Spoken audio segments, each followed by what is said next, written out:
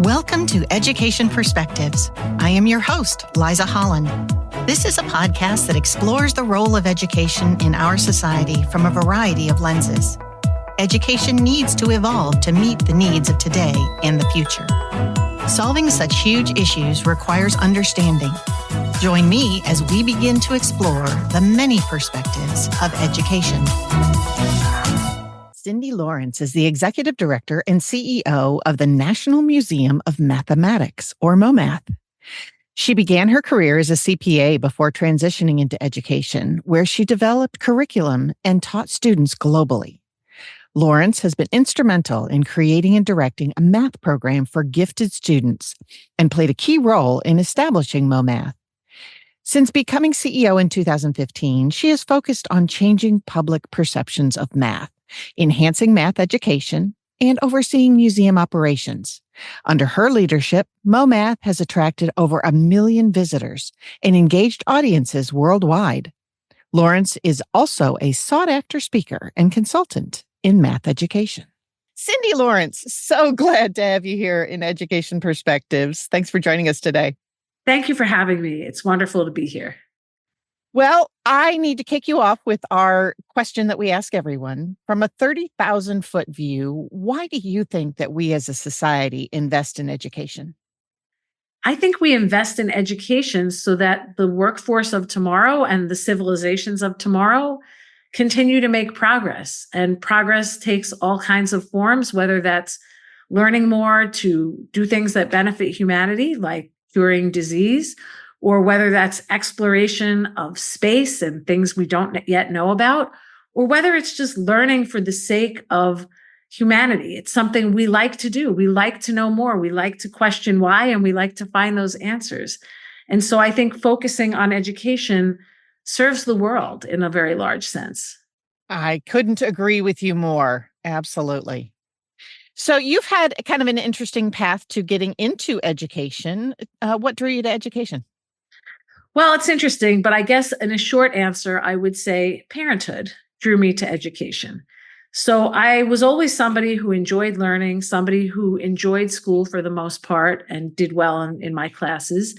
And math was part of that, but so was English. And so were many other endeavors that I liked. I just liked learning new things. But when you become a parent, you become an automatic teacher. Whether you are trained as a teacher or not, these little people that enter your life, they're little sponges, and you have a choice as to what you will convey, how you will convey. One of the things that I found joyful was sharing my love of math with my children when they were younger. And that took all sorts of forms. I remember in particular, we had a rainy day at home where we painted paper plates, but we didn't just paint paper plates. We painted them and then we cut them in various ways. We took the blue one and we cut it in 2 pieces, and those were yellow, and those ended up representing a half. And then we took the green plate and we cut it in 3 equal pieces, and those were thirds, and so on. And then we just played with the different ways you could put them together. So you didn't just have to put the blue with the blue and the yellow with the yellow, but if I put a half and I have 2 quarters, that fits on the plate too. And it was sort of a fun mashup of an art project because not only were we painting, but we only used 3 colors, and we were experimenting with, if you mix yellow and red, what happens? So there was color mixing involved. But those plates, they then stayed with us for a long time, and we would take them out and play with them. And that's just one example, but there are lots of things in math that I found joyful and fun, and I enjoyed sharing with my children. So that was sort of a natural start to being in education. In my professional life, I had been a CPA with a large public accounting firm. And then I had worked in business. I worked for our local newspaper in their finance and accounting department. But when I became a mom, I was looking for something I could do at night. I wanted to be home with the kids by day and do something more or less after the day was done. And what I ended up doing was going into education and teaching people who wanted to become CPAs how to pass that very difficult 4-part CPA exam. And so that was sort of a job of convenience. Hey, this is great. I'm a CPA. I can use my knowledge and I can do something at night. And I found out I really liked working with the students. I liked feeling like I was helping them. They all had a goal. They were all trying to learn something that was important to their careers.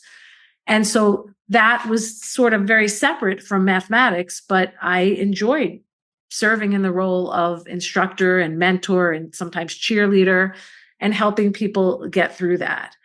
And quite by accident, I fell into the world of MoMath. MoMath didn't even exist at that point yet.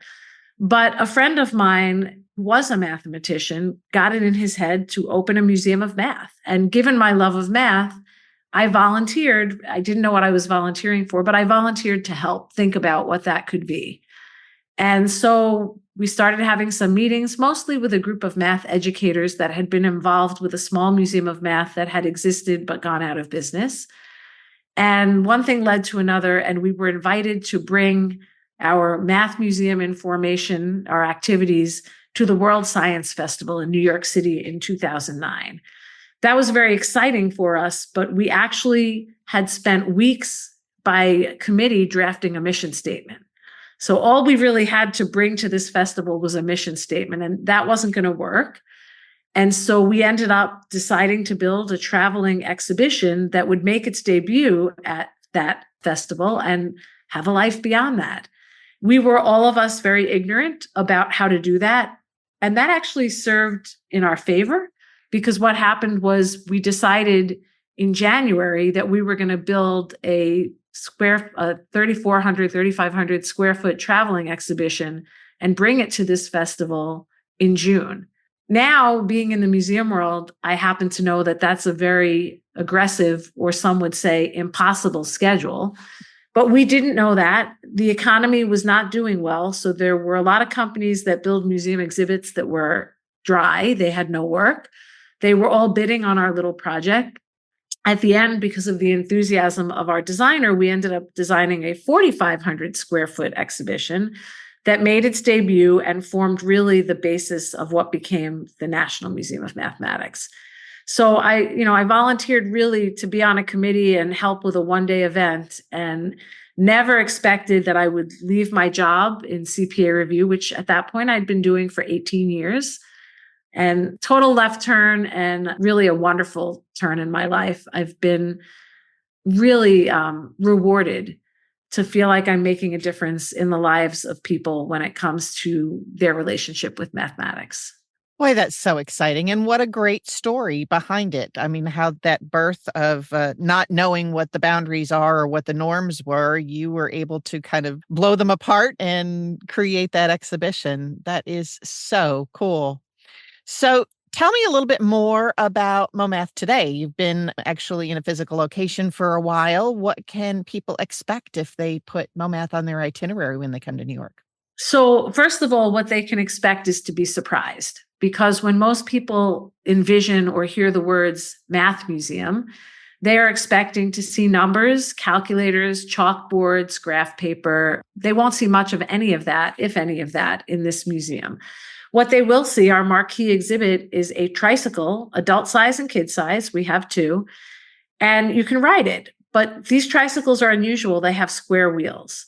And it doesn't seem possible to ride something where the wheels are square, but it turns out math can help you make the impossible possible. And so with a little bit of calculus, you can figure out that if you change the shape of the floor, there is actually a shape that will mate perfectly with a rolling square. And you can actually see it over my shoulder. It's the bright yellow exhibit that you can see just in the corner of the screen. Those little gentle hills mate perfectly with a rolling square. So people come in, they're delighted to be surprised. They're delighted that they can get on and have a full body experience, something else we don't associate with mathematics. They see bright colors, not just that trike track, but you can see the floor behind me is an interactive floor that also uses math, but it reacts when you step on it, and it's quite beautiful. They can paint with symmetry. So you literally take a paintbrush, dip it into a can of digital paint, and you start painting on a giant easel, and the canvas immediately fills up with amazingly beautiful symmetrical patterns. So what people can expect is to be surprised, to be sort of immersed in something that is a full body experience. They're sitting on something, they're playing with something, they're interacting with something. And I think to leave with a very different experience of what mathematics is and what mathematics can be. I love that, especially because you're giving context to what to most people can often seem like very abstract ideas and seeing how that might play out. Using calculus. I never in a million years would have thought that would apply to being able to ride a trike that has square wheels. That is fascinating. Tell me a little bit more about your thoughts as far as math and play together. I loved your story about the doing the plates with your kids, but I think that we don't give math enough credit for how much fun it can be. Tell me a little bit more about your thoughts on that.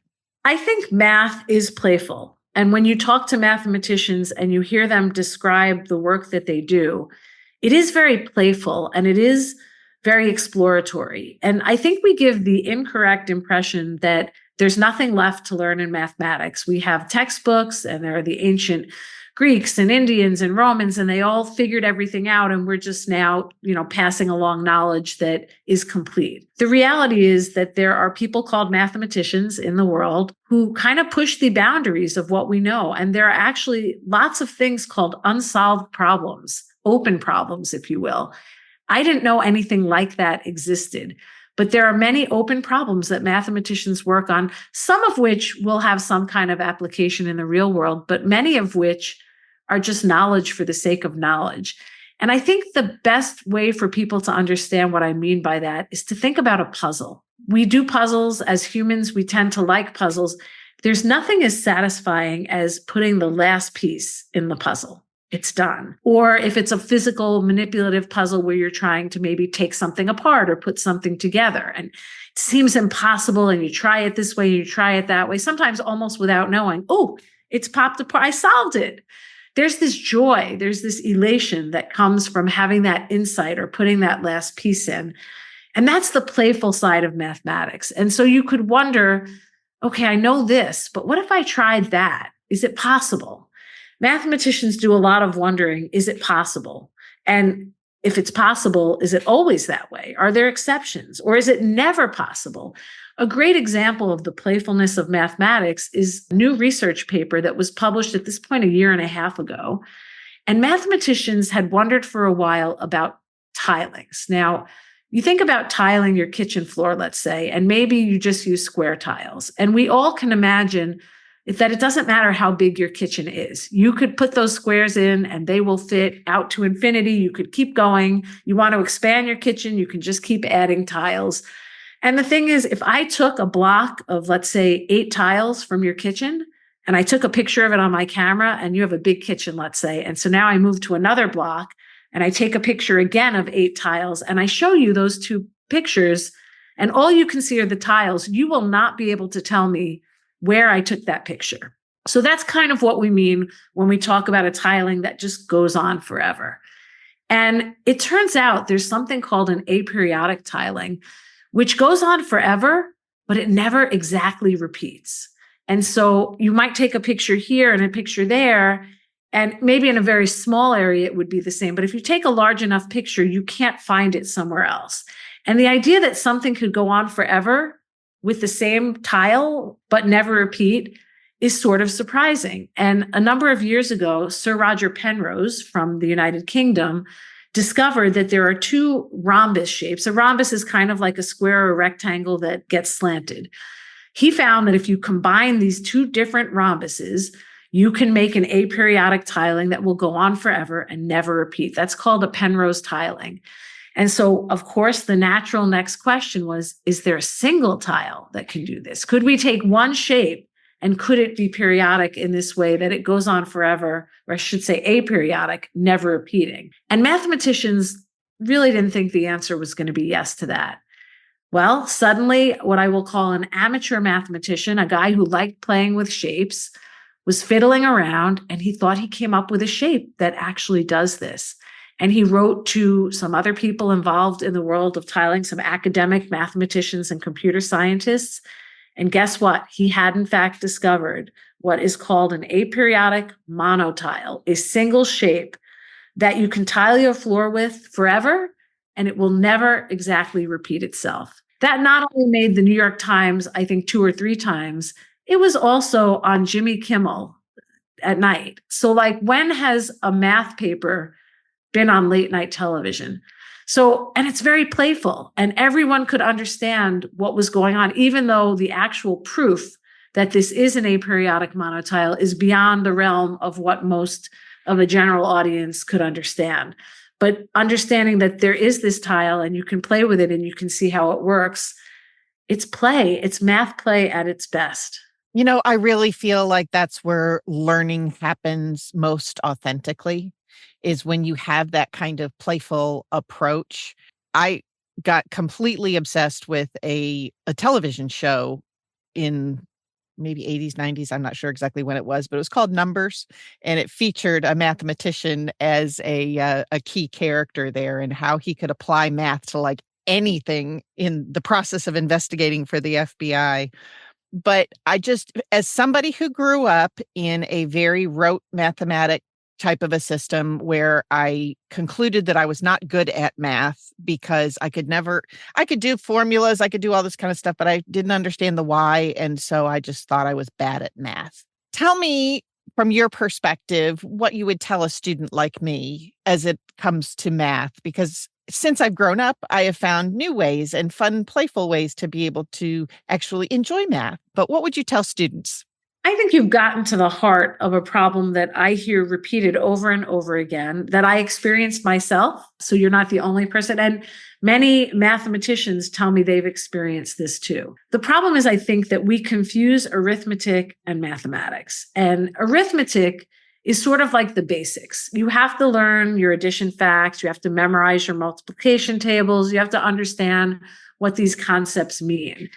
But that's not where the joy comes in. And if that's all you see, and if you can regurgitate a formula and get the right answer, but you don't understand where it comes from or why it works or why you're doing it, it's meaningless. And I think people, even people who think they're good in math, sometimes don't spend more time with it because it doesn't mean anything. Yeah, I can memorize facts. I can memorize methods of doing something. I think the best way to understand this is to compare it to music, for an example. So if you think about a child who hears a symphony orchestra and says to his or her parent, I want to learn to play the violin. There was a violin solo. It was beautiful. And I want to play the violin. What's going to happen if the parents agree? Well, they're going to come up with a violin. The child can't just pick up the bow on the violin and make beautiful music. What's going to happen first is someone has to show them how to hold the violin. Right? That's not easy. Where do you put it? Where on your shoulder? Where on your chin? How do you hold the bow? How does the bow interact with the violin? So there's a lot of mechanics. And then there's music and musical notation.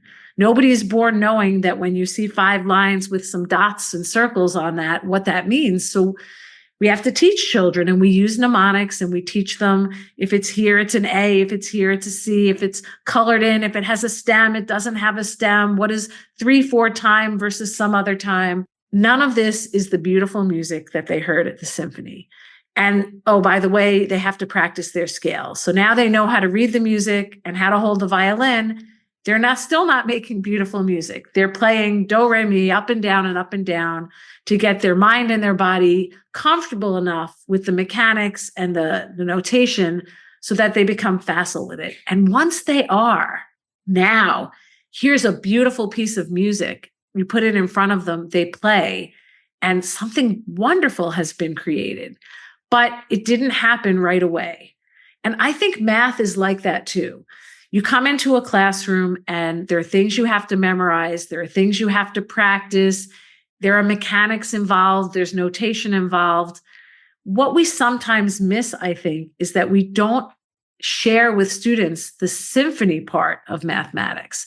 So they do all this and they say, why? Or they say, I'm not good at this because I don't understand why it's working. And they walk away from it.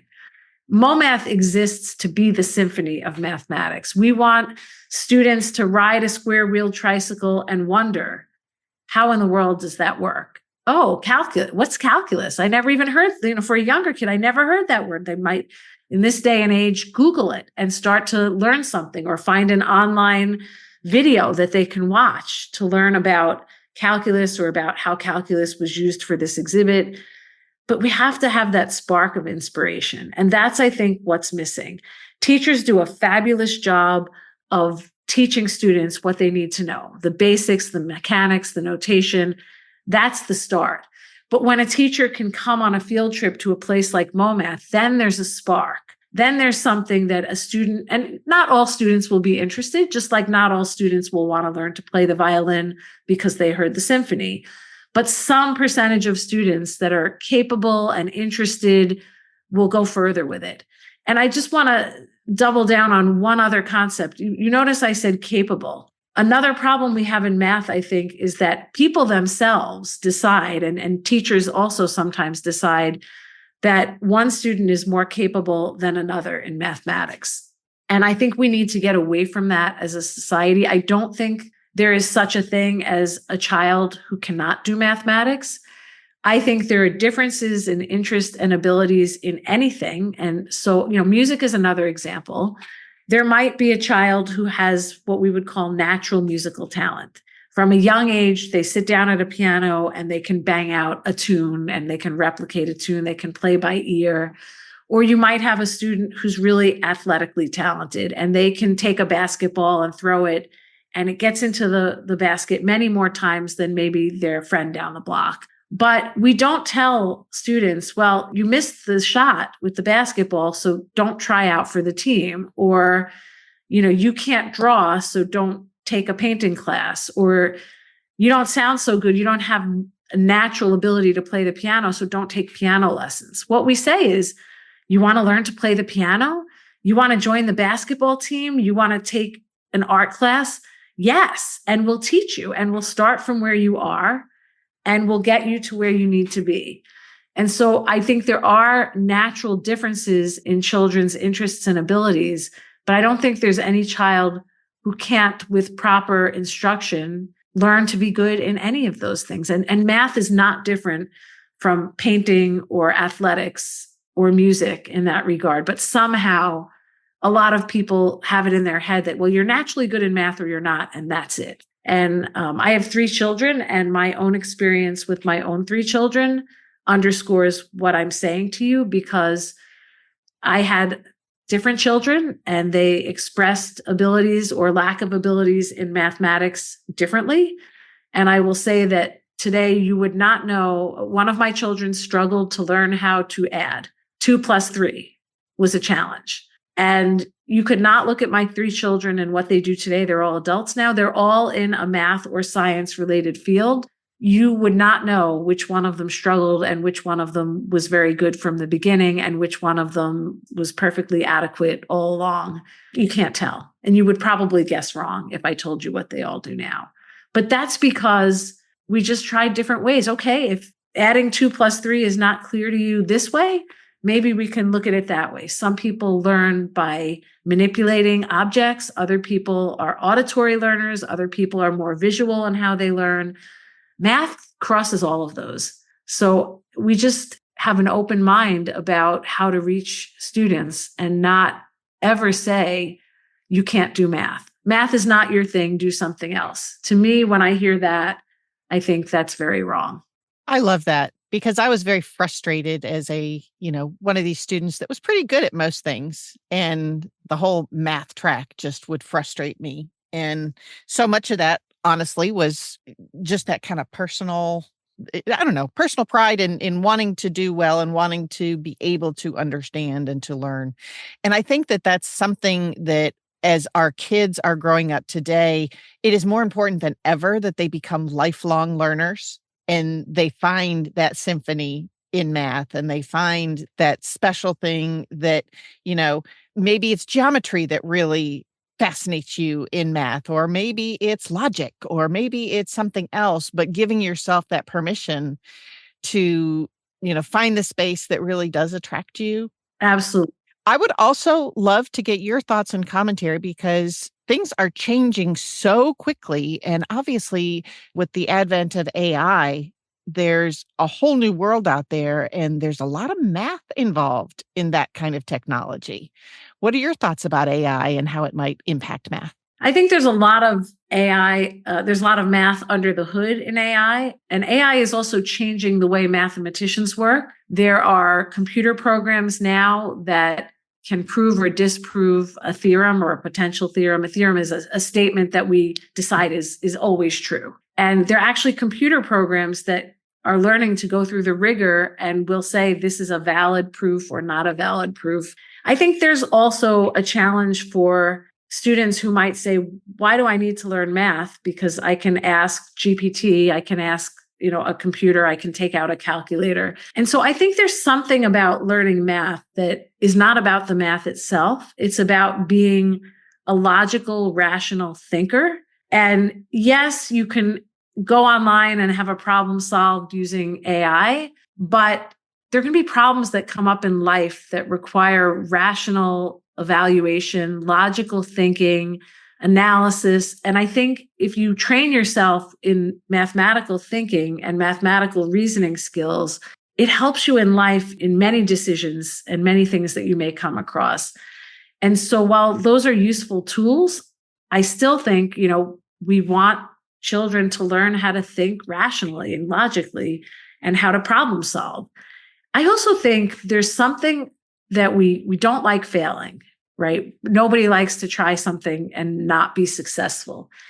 But failing is part of succeeding. And I think math is a very good vehicle for conveying that message.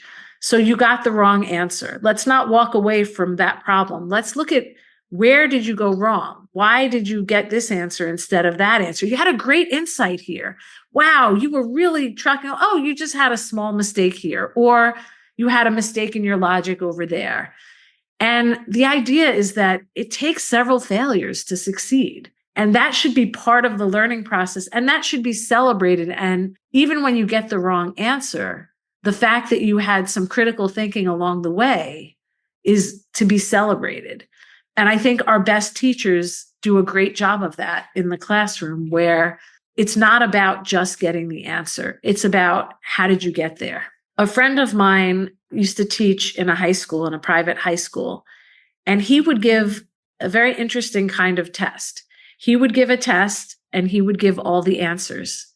And the only grade was based on your being able to show work to show how you might get the answer. And the other thing he did was he only gave 100, a perfect score on tests. But that didn't mean you got 100 the first time. So if the first time through you made some mistakes, that was fine. Now it was up to you to figure out where your mistakes were with his help, the help of others, and try again. And the only grade that counted was your last final submission of that test. So I love that philosophy. That is magical. I love that. Everyone can succeed and everyone can get an A in the class.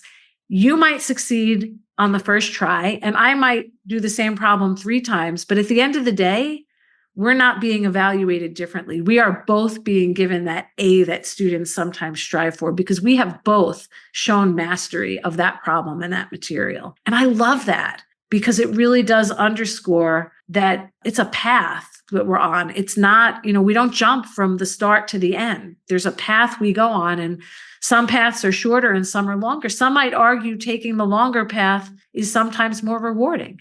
Sometimes you take more away from it. Sometimes you'll remember it better because you struggled. So a productive struggle is not a bad thing in life, and it's not a bad thing in math either. Oh, I could not agree more. What a great story, and what a great way to approach your students. I mean, we have so little of that in our very structured type of a system. They want you to learn a bazillion facts. And really, it needs to be about that thought process and being able to overcome failure and all those pieces. Oh, kudos to your friend. I love that. Thank you. So obviously, for some people, math is a hard sell. What do you find are the biggest challenges in engaging people with MoMath? I think the biggest challenge is the preconceived notion. We come to the word math with whatever our experience was. And for many people, that experience was one of feeling incompetent or of failure, of not understanding something, of seeing people around you maybe getting it more quickly than you do. There's so much emotional baggage that comes with that.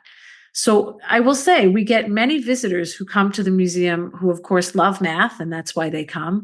But we get many visitors who hate math. And why would somebody who hates math come to the Museum of Math? It's almost always because they're coming with somebody. So you have two partners, and one partner hates math and one partner loves math. And so one is kind of dragging the other one along. We'll just stay for a couple hours and then we'll go out to a nice lunch or we'll go catch a Broadway show. Another example are parents who say, gosh, I was never any good in math.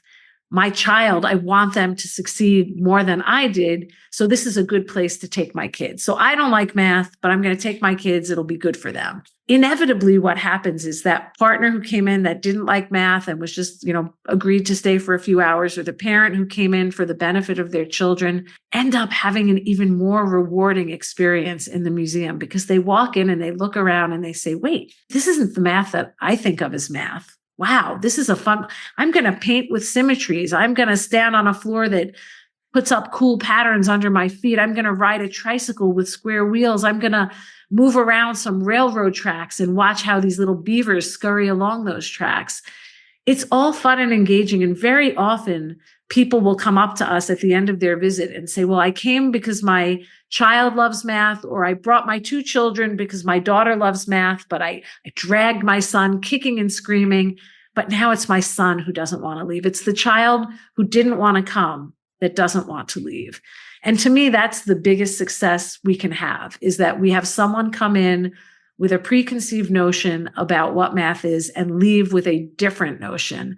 So that is both our biggest challenge and also, when we do it right, our biggest accomplishment. Oh, that's pretty magical. I love that.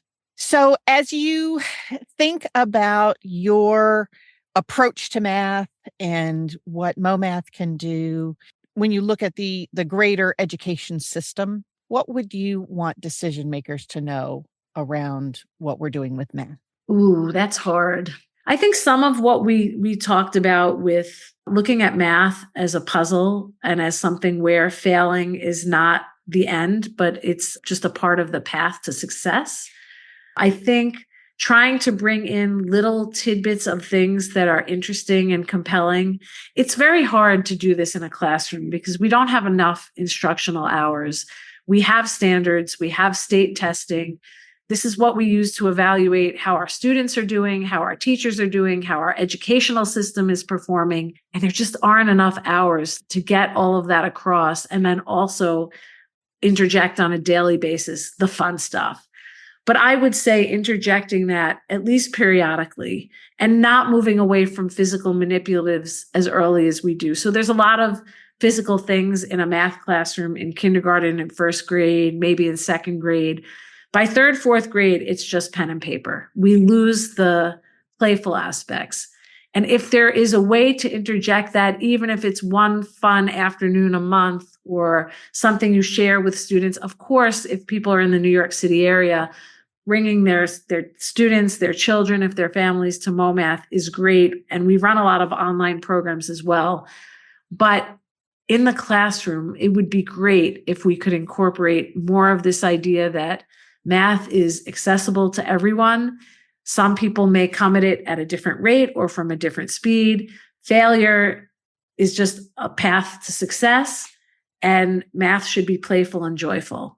Those are the things that I wish could be incorporated. And I realize it's so easy to sit here and say that, and so very hard to implement change and to be sure that that change will work in the same positive way in every classroom for every student. So these are challenging questions. Well, the thing to me is that, if you don't succeed, you try another way. And that iterative process where maybe the first time you try it in your classroom, it doesn't work, but maybe you'll tweak it just differently and all of a sudden catch one student that's like, aha. And what a moment, just like you're having all of these wonderful converts from your visitors there. Absolutely. And we do talk about that aha moment. And to me, that's the best moment in the museum. When I hear someone just say with such joy in their voice, that's so cool. And I'll be walking through the museum and just randomly hear those three words. To me, when I hear those three words, that's why I'm coming to work every day, to hear those three words. Well, that is a wonderful and beautiful place to leave our conversation. Thank you so very much for taking the time. And I will make sure to put in our show notes your location and the link to MoMath and whatnot, so our listeners, when they're in New York, can stop by and see the greatness that you have there. Wonderful. Thank you. I should mention we're at 225 Fifth Avenue, but we hope to be moving in 2026 to a newer, bigger location. So stay tuned for news on that, which we hope to have soon. Oh, how exciting. You'll have to call me back when you have a grand opening. I love it. Absolutely. All right. Thank you so much. Thanks, Cindy. Take care. Thank you so much for listening to this episode of Education Perspectives. Feel free to share your thoughts on our Facebook page. Let us know which education perspectives you would like to hear or share. Please subscribe and share with your friends.